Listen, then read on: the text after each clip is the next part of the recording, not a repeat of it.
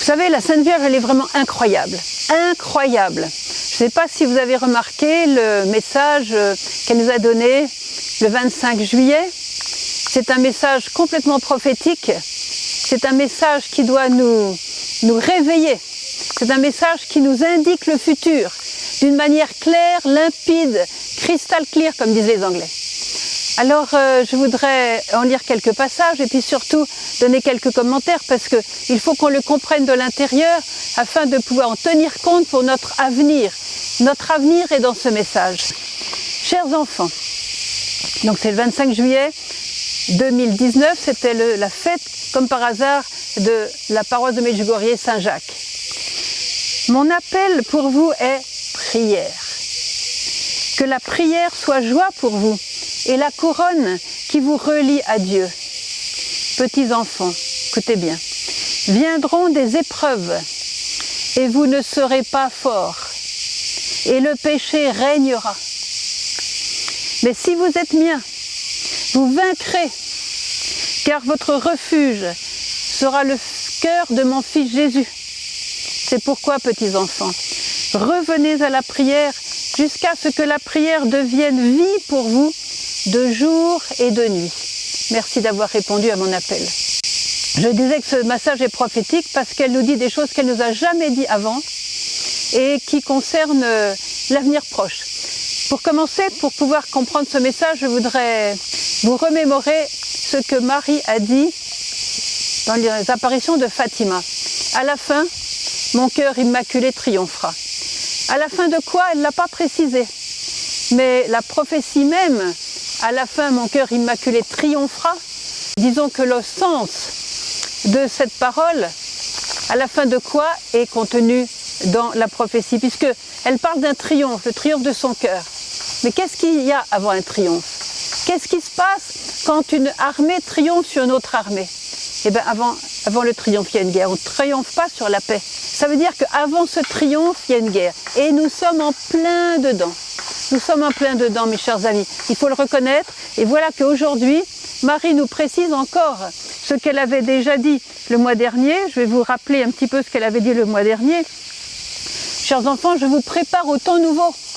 Elle nous prépare temps nouveau, c'est-à-dire des temps qui viendront après le triomphe, des temps complètement nouveaux où toute la nature sera renouvelée, de sorte que le Saint-Esprit puisse agir à travers vous et renouveler la face de la terre, renouveler la face de la terre, les arbres, la nature, la terre, le ciel, l'air, l'eau, tout ça, ça sera renouvelé parce que Satan sera fini, son pouvoir sera démoli et aura cessé. Et donc, ce sera un temps complètement nouveau. Alors, je voudrais revenir au message du 25 juillet, parce qu'elle nous donne encore quelques précisions. Elle nous appelle à la prière. Ça, c'est pas nouveau. Ça fait 38 ans qu'elle nous répète « Priez davantage, priez avec le cœur, priez plus souvent, priez en famille, adorez mon Fils dans le Saint-Sacrement ». Et malheureusement, il n'y a pas eu assez de prières. Alors, voilà ce qu'elle nous dit maintenant. « Petits enfants, des temps viendront, des temps d'épreuve, et vous ne serez pas forts. » Parce que comment devient-on fort? De la force du Christ, lui seul est fort. Le monde n'est pas fort, lui seul est fort. Alors comment devient-on fort? Par la prière. Le mot épreuve en croate, c'est à la fois épreuve et tentation. Sauf si vous êtes miens. Petits enfants viendront des épreuves et vous ne serez pas forts, et le péché régnera. Alors une fois, il y a quelques années, elle a dit, chers enfants, la haine régit le monde. Et maintenant, elle nous dit, le péché régnera. Ça veut dire quoi? Ça veut dire qu'il sera très difficile pendant cette époque-là, qui précède donc le triomphe du cœur immaculé, d'être en état de grâce, de vivre les commandements de Dieu, d'être en union avec Dieu. Or justement, ce que donne la prière, ce qui donne la richesse dans le cœur humain par la prière, c'est justement cette union à Dieu. Et la Vierge nous a souvent répété, chers enfants, n'oubliez pas que le but de votre vie, c'est le ciel.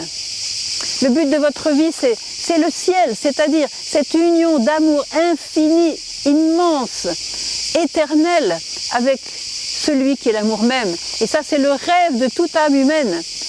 Et nous avons été déviés par le matérialisme. Nos âmes sont endormies. On préférait faire des choses, faire, acquérir, avoir, travailler, le bien-être matériel, le bien-être terrestre, on a préféré tout ça finalement à la qualité de l'âme et la qualité de notre union d'âme avec Dieu. Le résultat, voilà, les épreuves sont en train d'arriver. Mais ça, c'est les épreuves qui précèdent le triomphe. Vous savez, l'Église, le monde, mais aussi l'Église en particulier, maintenant est en agonie. L'Église est en agonie.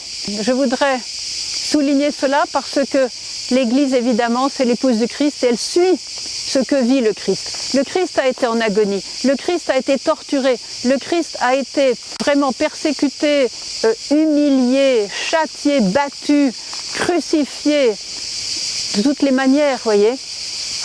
Mais quand il a commencé son agonie, c'était 3 jours avant la résurrection.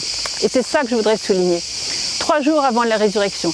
Et mais pendant ces 3 jours, au moment de la passion, vous voyez, tout le monde s'y met pour être contre lui. Même Pierre a renié.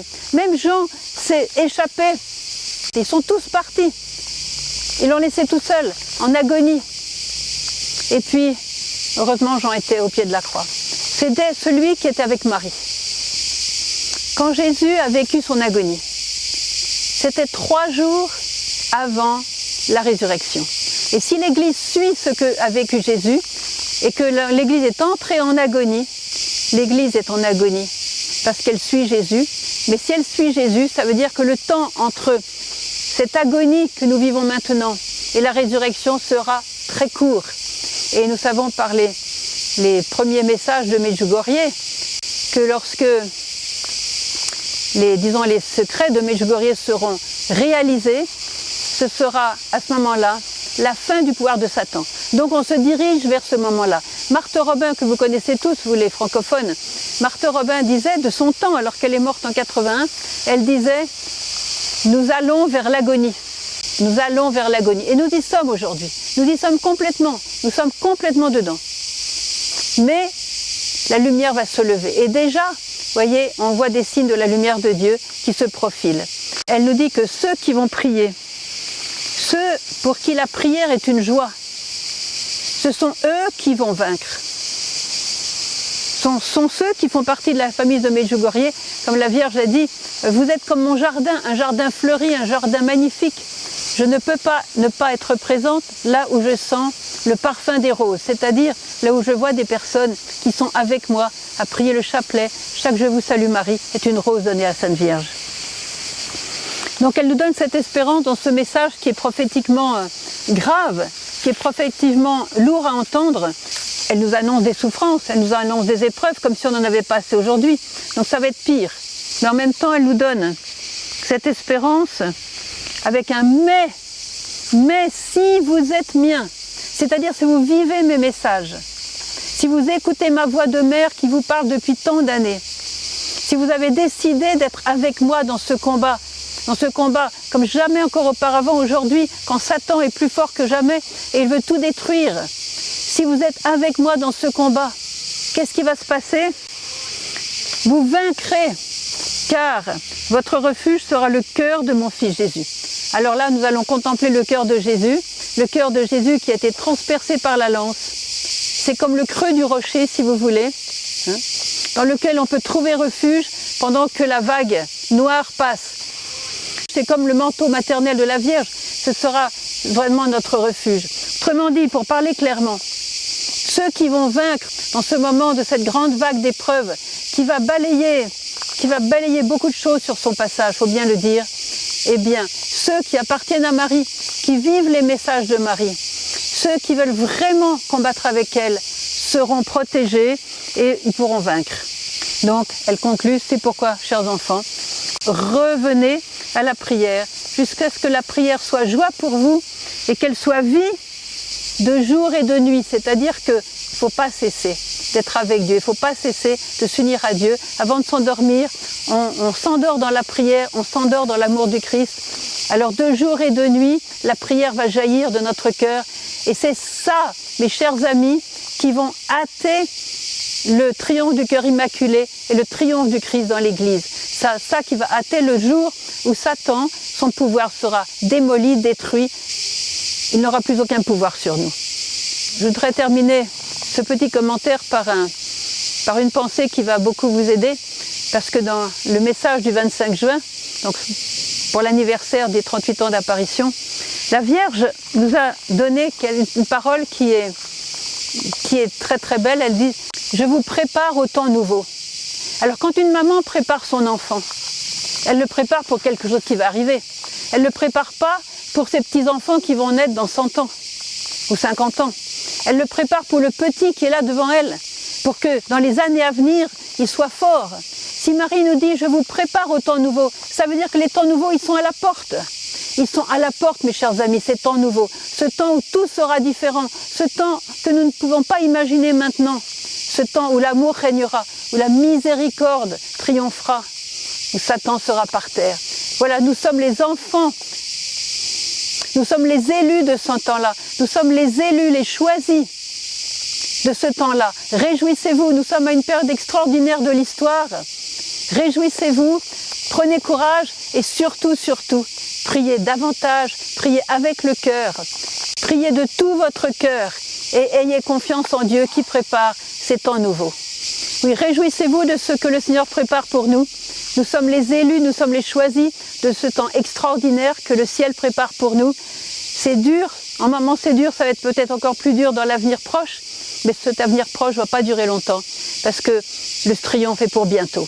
Le triomphe, mes chers amis, est pour bientôt. Amen, alléluia.